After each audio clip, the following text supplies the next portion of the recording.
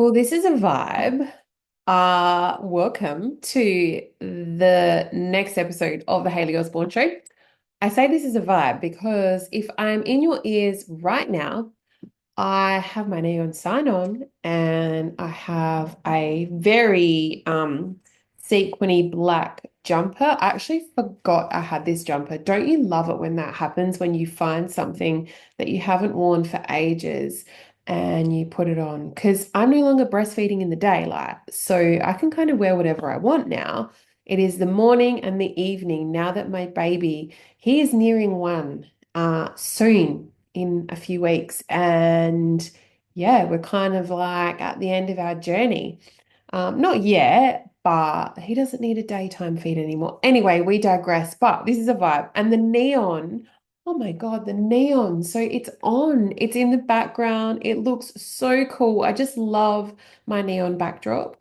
And you know what happens? I forget to turn it on because I am always coming into the office to get stuff done and I don't put it on. I forget about it, but it's so cool. Anyway, so fittingly, the title of this podcast episode is I Didn't Come This Far to Be Generic. So it needed the neon and it needed the sequin jumper, right? Because I didn't. I didn't come this far to be generic. This is episode 164. Thanks for tuning in. And neither did you. Okay. But this episode, you didn't come here to be generic, is what I meant. Like, we are not in business to be generic. And this episode is really a call to arms for every single business owner who feels like they've been playing small, who feels like they've been blending in, who feels like they've been second guessing their brilliance. It's about remembering why you started, claiming your difference, and being so bloody unapologetic all the way about how you're showing up. Don't dilute your message, okay? Playing by someone else's rules on how you market your own business or hiding behind safe marketing. If you've been doing that, then this episode is for you. And I think I had a chat with a friend recently who is moving in a different sort of direction in what they're doing in their business. And not second guessing their brilliance, but wants to talk about something else and feels like they need to learn more and study more when I know for a fact that they know a lot about this subject. And it's like, you know so much about your zone of genius when you're running a business, and also parallels that run as a part of that. Because, if you're like me, I love learning. Education is one of my highest values. And, you know, I think we don't credit ourselves enough how much we actually know as business owners. Anyway, so if you feel like you've been playing small, this is your wake up call. Okay, I think that it's really important to remember, like, I think, just sit with yourself for a minute and think about how you're showing up and think about how fiery you actually want to be, okay, in things that you might say. Now, I'm not saying be mean or be anything outside of your personality, but, I think if you want to build a magnetic brand, if you want to grow your visibility, and if you want to connect with more of your dream clients. So you think about that one client that you absolutely love. If you could have 50 more of that one client, how amazing would that be? And how good would that make you feel? And why is that one client attracted to you? So today's episode is a little fiery, yes, but for those, it's for those of you that know deep down that you're not here to play small. You're watering down your brilliance. You're blending in with noise online, boring. Okay. I think that I know that I'm not here to play small. I have really big dreams for this business. And it's already big for where I am at in my life right now with three very small humans. And I know I didn't come this far to be generic, and I'm not for everyone, but that's amazing because I don't want to be. And I'm betting that you don't either. And so Let me take you behind the scenes for a moment. So, not too long ago, I was sitting on a piece of content that I'd created and something that I really believed in. It was bold, it was a little bit different, completely capturing my thoughts on how marketing is shifting, especially in the space I want to move into. But you know what I did? I second guessed myself. I did not post it because I was not ready. And I still haven't shared too much about that yet, but I will and I am. And it is in the planning at the moment. And it is in the activation at the moment for the future. So it is coming very soon. But it hit me like a ton of bricks. And that's why um I thought to myself, I didn't come here to be generic. I didn't come in to start a business to please everyone. And I'm leaning into what lights me up now. And yeah, it hit me like a ton of bricks. This isn't why I started. This isn't how I want to show up. I don't want to be bland. I don't want to appeal to everybody. And that's not who I am. And I think, what's the point of working so hard and building your business and showing up every day and investing in your upskilling and your growth and all the things if the end result sounds like everyone else? I'm sorry, but that just is not my vibe at all. And we're not here to be like wallpaper. We're not here to all sound the same. And I am seeing a lot of that same content at the moment with the use of AI and everything. So just remember, use it for good. It is a great research tool, and you can build amazing bots to help you, to be you, to like streamline your business and to make it go like rocket fuel, okay? To be 10 times the one person that you are. Okay, you are here to create impact. I'm here to create impact, and that only happens when we stop being generic. Okay, so there is a cost of blending in. And here's the thing, visibility without being yourself, it's background noise, and people scroll past it, and people don't open emails, and people don't uh, stop to read anything, even if it's, if it's generic, people will scroll past it. And, you can post every single day. You can have very pretty branding, you can have the most polished captions, but if there's no soul in your message, everyone that you know is your ideal client will scroll past and go somewhere else. So the real cost of playing it safe is you end up attracting no one, and you end up pretty tired because you can see, and it shows over time, if you are trying to be somebody that you're not, okay? And you feel like you're doing all the things and you're still not making any traction. And trust is everything. And the worst thing you can be is forgettable. Okay, you know what annoys me the most as well is when businesses haven't been online for a while. Okay. And they come back online and they say things like, "Oh, I'm sorry, I haven't shown up for a while, or I haven't posted in a while, or whatever." Nobody notices that you haven't posted in a while. So don't call it out. Just move through it and start being consistent. Like no one knows, "Oh, I've been off my stories for a while." No one gives a shit. Everyone's just doing their own thing and in their own world. And the only way that people are going to know that you are around is if you are showing up in your stories. When you're not showing up in your stories, no one gives a shit. They're watching everyone else's stories. All right. So people buy your story, okay? They buy your energy, and they buy the way that you make them feel. There is nowhere and there is no room for generic. So how do you shift that? How do you go from generic to magnetic? I feel like I've got something, an eyelash in my eye, and it's really bothering me. Oh my goodness, I'm not even wearing any makeup. I do have lipstick on, but I'm not wearing her. Anyway, I think I'm just going to have to power through this and check it out later. I'm not sure why it's just decided to bother me now. But anyway, how do you shift from generic to magnetic?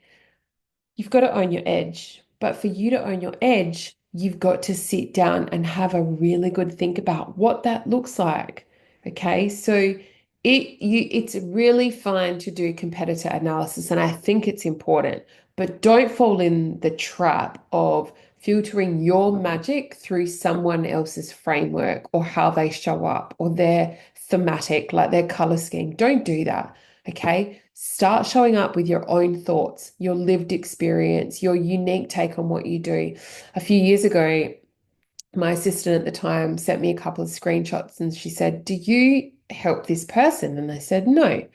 And she said, "Oh, golly," because it's like they almost copied this caption from this caption of yours and they sound a lot like you. And I was like, "Oh my goodness." Yes, I had not realized, but when she pointed it out, I did a little digging. I know this person, I realized, but I didn't realize it when she shared it with me, and I could not believe what I was reading. Okay, so start showing up with your own thoughts, okay? Because eventually, if you're not, it's going to catch you out. Okay, I didn't say anything to this person, and I've just sort of dismissed it, and I never thought anything of it because I thought it can only last for so long. Okay, I am my own unique person and I have my own unique take on what I do. And God forbid, like, now that I have three small children and all the things, like, I'm different. Okay. So I'm changing. So whatever happened to that poor account and that poor person would have had to have changed eventually because I've changed. And so you can't keep up with following someone else. Eventually, you have to be yourself. So, and it's not just about the fonts and the colors, it's about your story and your tone of voice. And that can only be faked for so long. It's your voice, it's your values. And they're the things that make people feel something because people buy from stories. So when you give someone a reason to emotionally connect with you, that, my friends, is when the magic happens. And you are not here to be generic. Okay. How do you know if you're playing small? So if you're going, you're speaking to me, Hayley, I think I am, but how do I know if I really am? So a few questions you can ask yourself is, am I holding back because I'm scared to offend people? Right? We've all been there. Okay. As long as you're not being rude or discriminatory or anything like that, your thoughts are your thoughts. Okay. Am I holding back because I might get something wrong? Okay, do some research. It's okay. Am I consistently looking sideways at what everyone else is doing instead of trusting what I know? And is my messaging starting to sound like a template instead of like me? Okay. If you're using AI for your captions, are you a template? Is that what your voice is turning into? If the answer is yes, then that's okay. That's good. That is you raising awareness in and around your business. Now let's do something about it. Okay. So, how do we ungentle your marketing? Okay. So, you know what I mean when I say that. How do we strip out the genericness of how you are showing up? Here's where you have to start. Audit your content. Where are you holding back in your messaging? Where are you playing it too safe? Then I want you to rewrite one thing this week. Okay. Be it either your about page on your website, your Instagram bio, the name, your Instagram name, the next caption that you write, and make it sound like you, not like Chat GPT, not like 5 tips to blah, blah, blah, or my top 5 tips to blah. Just make it sound like you. Then just say the thing. Your dream clients actually need to hear you say the thing, even if it's a tiny little bit uncomfortable, because people don't buy generic. I don't buy generic. You don't buy generic. I buy the truth, and so do you. I buy clarity. I buy confidence.